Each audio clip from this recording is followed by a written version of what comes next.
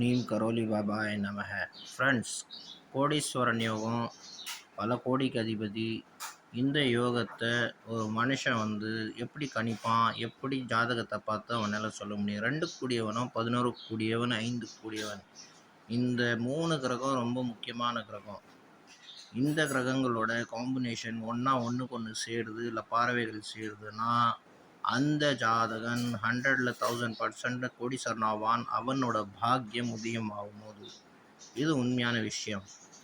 ஜாதகத்தில் 2 கூடியவனும் 11 கூடியவன் ரொம்ப முக்கியமான கிரகங்கள். இந்த 2 கிரகத்தை வச்சு தான் ஒருத்த டாட்டா ஆவானா, அம்பானி ஆவானா, இல்லை பிர்லா ஆவானா, இல்லை அலன் மஸ்க் ஆவானா. இந்த மாதிரி ஜாதகம் அவங்களுக்கு பார்த்தீங்கன்னா இந்த 2 கிரகங்கள் சேர்ந்து நல்லா திக்பலம் அடைஞ்சிருக்கும், பூர்வ புண்ணியமும் நல்லா இருக்கும்.